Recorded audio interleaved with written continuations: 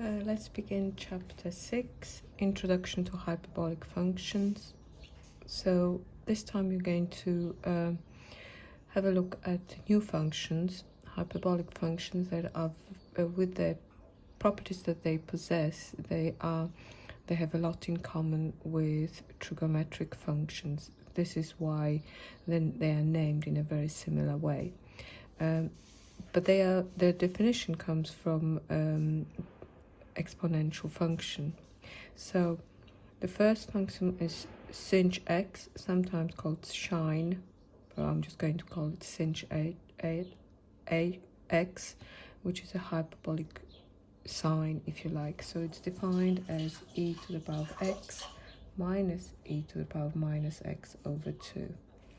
Then you've got cos x. This is defined as e to the power of x plus e to the power of minus x over 2, so it's hyperbolic cosine. And then hyperbolic tan, which we are going to call tanh x, is going to be sinh x over cos x.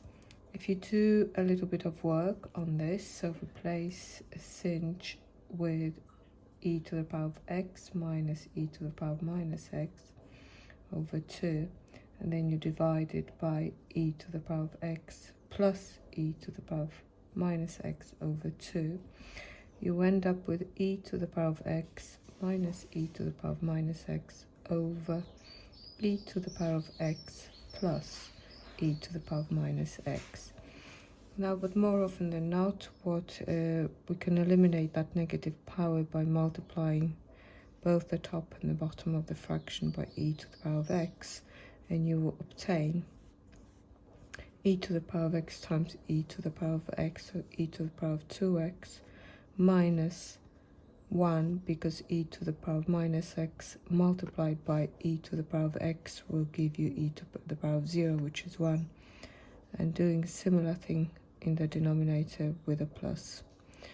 So it's worth remembering this form of tanh x.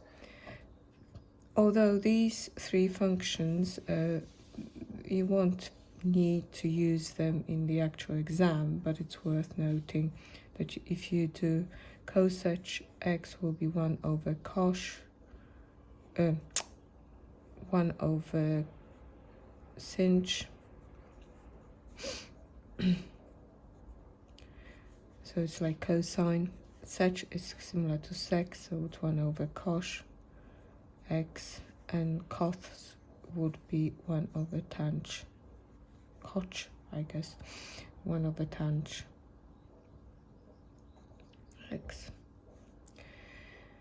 Okay, so how do we actually use them? So if you ask to work out what sinh 3 is, you may use the definition and you substitute e to the, instead of x3, so e to the power of 3 minus e to the power of minus 3 over 2, and you just use your calculator to evaluate it. So let's find e to the power of 3 minus e to the power of negative 3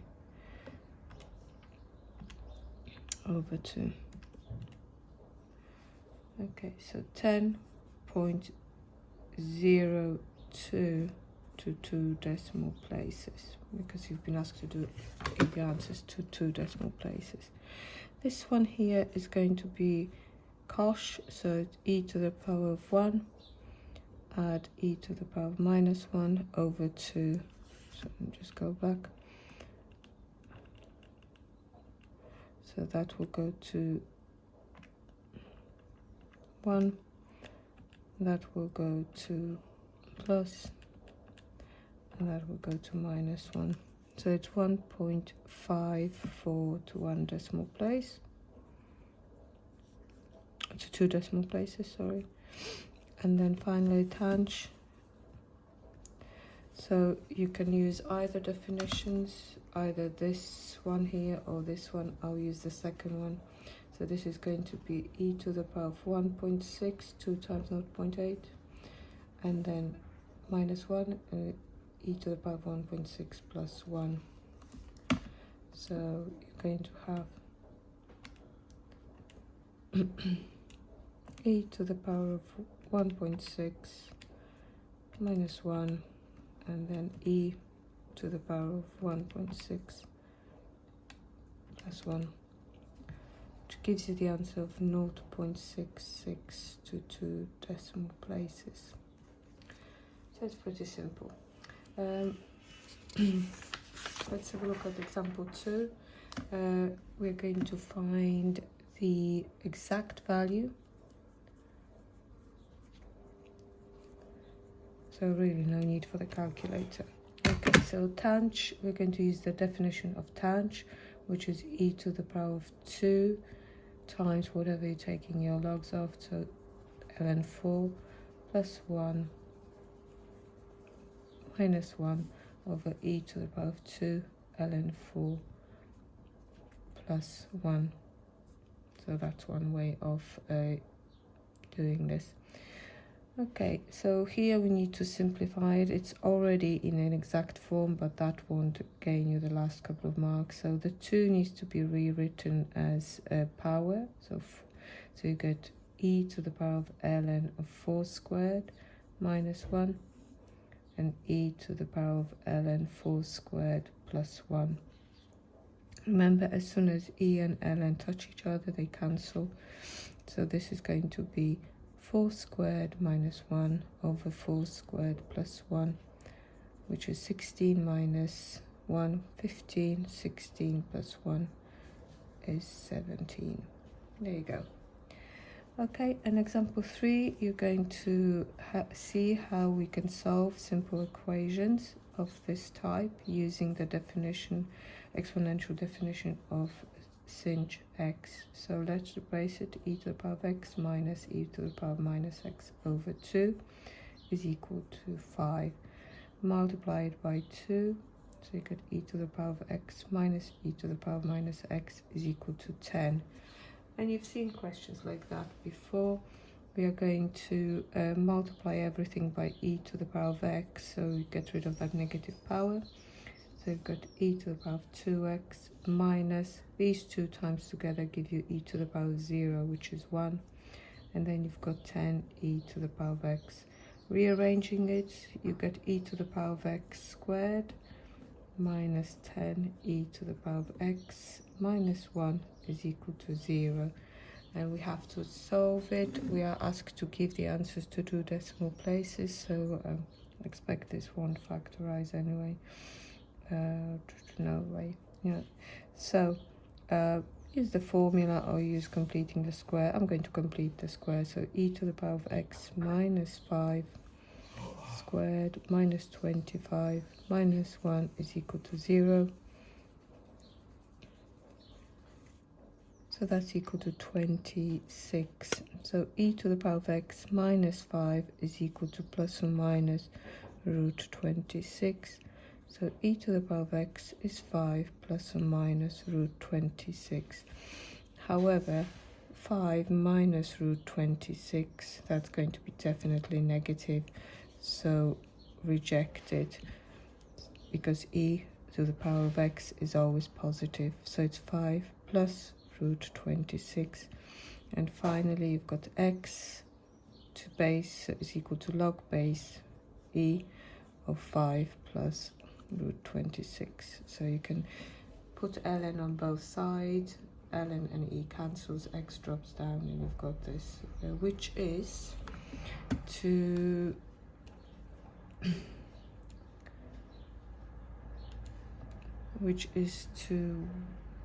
let me just check what accuracy we need. Okay, 2.31 to 3 significant figures or 2 decimal places that wanted. Okay, so let's have a look at the next section. It's all before we get to the exercises. Exercise 6a. You need to be able to sketch those functions. So what does the graph of cosh look like? So first of all, the definition of cosh is e to the power of x plus e to the power of minus x over 2. So effectively what you're doing here, you are working out the average, or the mean average, of e to the power of x and e to the power of minus x, which is also the middle value. If you the mean of two numbers, it will always be the middle value. So this is really helpful when sketching the actual function. So what we're going to do, we are going to sketch. So first sketch y equals to e to the power of x and y equals e to the power of minus x. Okay, so e to the power of x is just your exponential function going through 1 on the y-axis. E to the power of minus x is going to go, let's just do this one in a pink color maybe.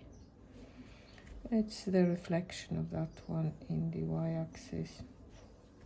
So this is e to the power of minus x, and the black one is e to the power of x. Now, when I'm talking about adding, if I had the y values for each function and added them together and divided by 2, I will be looking for the midpoint. So if you draw the line going through the middle between the two curves, this will represent our cosh. So it's just by drawing this and this distance is the same. If you go there, this and this are the same. If I go there, this one and this one are the same. So our curve looks like this. It's a bit of rubbish there. It's meant to be smoother. Can't have any bumps. I'm not feeling very confident, but that will have to do. Okay, so from this graph you could see that the domain of cosh, well, you can find cosh of any value of x, but the range, you could see that the lowest point is 1 here. We're passing through 1, so it's y is greater or equal to 1, nothing else. Okay, we're going to do exactly the same trick with sinh, but sinh, you need to think of it as e to the power of x plus minus e to the power of minus x. So we're going to find the average of the two functions, so we need to sketch y equals e to the power of x and y equals to minus e to the power of x. Okay, so e to the power of x is the same as before.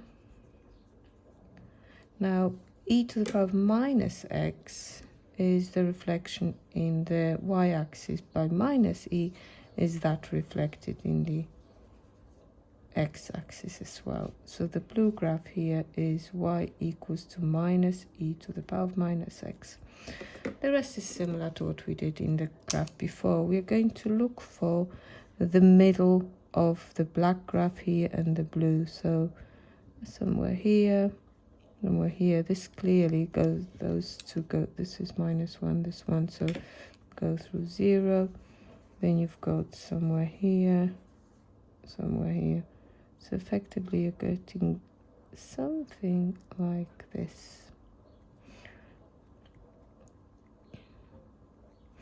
Okay, so what do you think the domain is going to be? Well, I can put any value of x here and I'll always get the answer. If you could look from the curve, that will actually continue from here, deep dark times of -infinity all the way to +infinity. Okay, so the domain is all the real values possible. Range, well, again, it continues from the lowest y values to the highest, so range is x belongs to the set of real values. Okay, tanh x. So let's think about tanh. I think to draw that function, it's yeah, because it's 6a and there was no example. This is example 4. For the example 4, you've been asked to sketch tangent x. So first of all, we know that it's sinh x over cos x, which is e to the power of x minus e to the power of minus x, e to the power of x plus e to the power of minus x. So, first of all, are there any roots? Is y ever going to be 0? Well, it is when you make the numerator equal to 0, so when sinh is equal to 0, and we know that sinh is equal to 0 for 0, so definitely goes through the origin.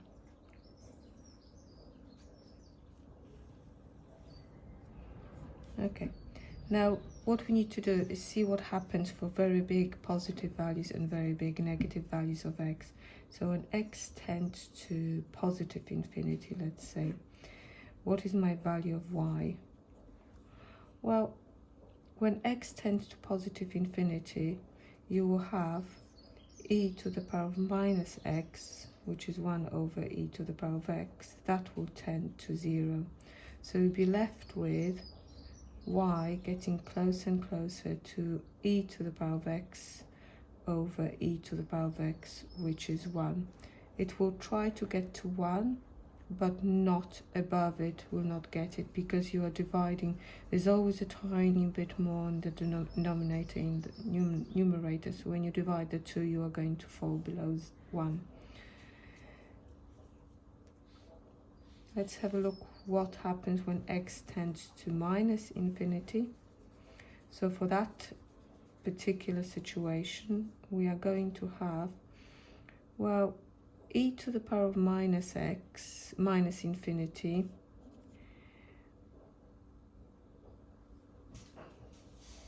that will tend to, because this will become e to the power of minus infinity, and this will be exactly the same as we had here, so that part will go to 0. So you are going to be left with y tending to, if that goes to 0 and that goes to 0, minus e to the power of minus x over e to the power of minus x, which is minus 1. Again, it's not going to be in size, it's going to be below, it's going to be a decimal. So what does it mean? That's an asymptote and that's an asymptote. So you've got two asymptotes, y equals to 1 and y equals to minus 1. And you're going to get something that resembles tan, but it's on its side. There you go. So this is tang x. What's the domain? The domain is all real values again, no restriction on the x values along the x-axis. What about the range? Well, between 1 and minus 1, so x is, you could write it like that, or put x is between minus 1 and 1. Okay, so go ahead and go through very short exercise 6a.